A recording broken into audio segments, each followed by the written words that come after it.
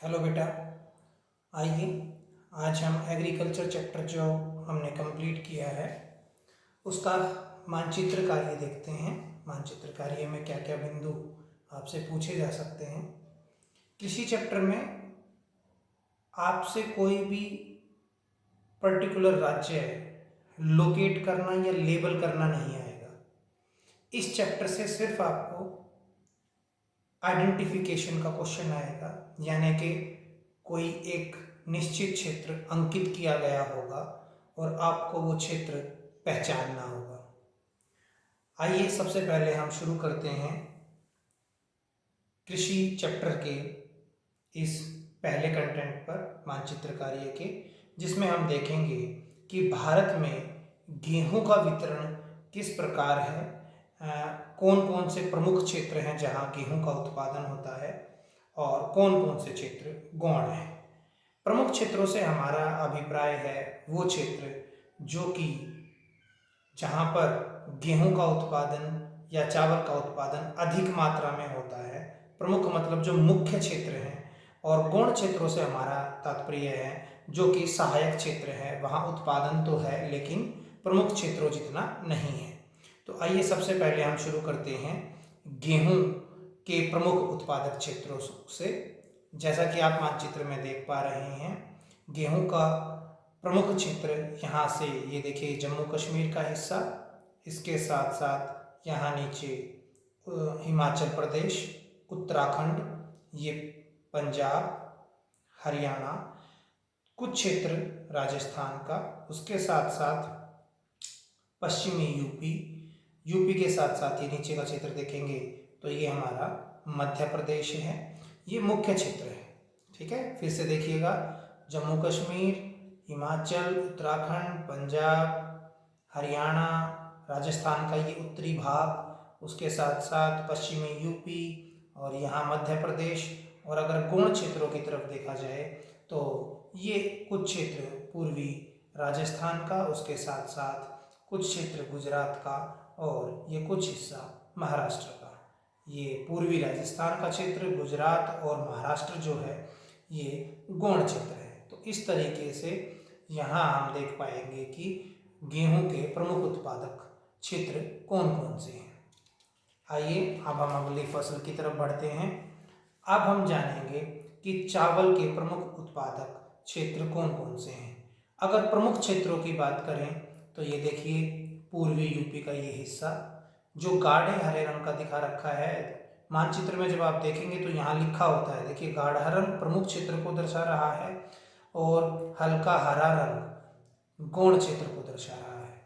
प्रमुख क्षेत्रों में यहाँ पूर्वी यूपी, उसके साथ साथ उससे सटा हुआ बिहार के साथ साथ यहाँ देखेंगे आप असम, अरुणाचल प्रदेश का हिस्सा, पश्चिमी बंगाल जो कि डेल्टाई क्षेत्र है, वो चावल की खेती के लिए प्रसिद्ध भी है। उसके साथ साथ जब आप यहाँ पूर्वी तट और पश्चिमी तट को देखेंगे तो पूर्वी तट में उड़ीसा के साथ साथ आंध्र प्रदेश, तमिलनाडु, ये पूर्वी तट पर प्रमुख क्षेत्र है जहाँ चावल की खेती की जाती है। इसके अलावा जब आप पश्चिमी तट की ओर आते हैं तो केरल में भी एक हिस्सा प्रमुख क्षेत्र है जहाँ चावल की खेती की जाती है।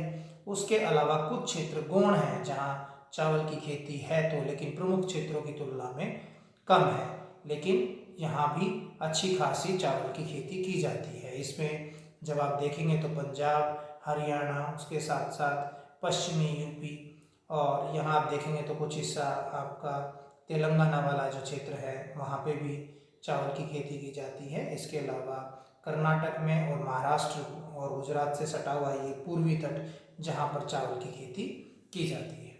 तो मानचित्र को ध्यान से देखेंगे। अगर आपको भारत का मानचित्र, राजनीतिक मानचित्र अच्छे से याद है कि कौन सा राज्य कहाँ है, तो आप आराम से पहचान पाएंगे। और आपको एग्ज़ाम में सिर्फ पहचानना ही है, वो किसी भी पोर्शन को जो है अंकित करके देगा और आपसे पूछेगा कि ये क्षेत्र किस फसल के उत्पादन के लिए जो है प्रमुख क्षेत्र है भारत का।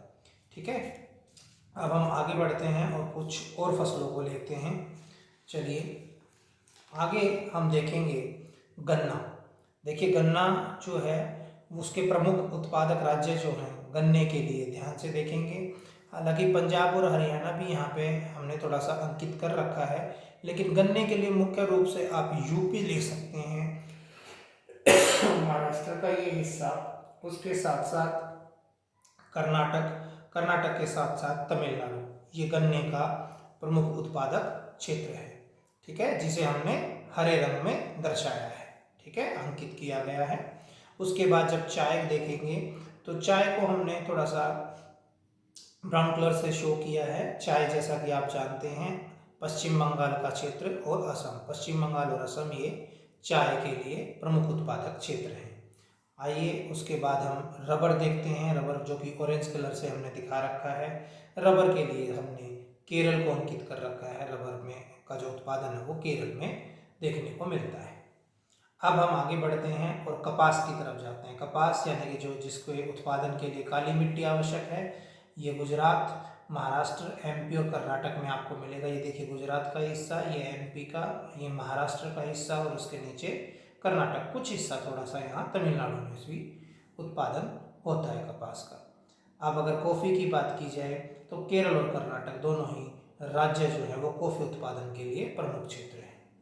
ठीक है, अब हम आगे बढ़ते हैं और जूट के उत्पादन को भी देखते हैं।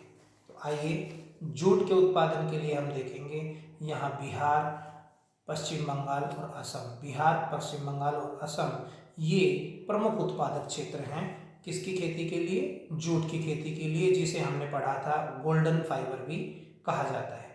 तो कहीं ना कहीं ये मैप वर्क आपको इस चैप्टर से करना है। और मैंने पहले ही बताया इस चैप्टर से सिर्फ पहचानने का क्वेश्चन आएगा। आपको कोई क्षेत्र अंकित कर दिया जाएगा और आपको वो क्षेत्र पहचानना है कि वो किस फसल के लिए प्रमुख उत्पादक राज्य है।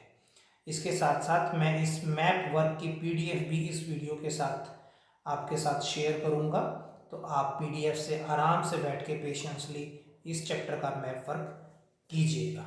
ओके बेटा, जय हिंद, जय भारत।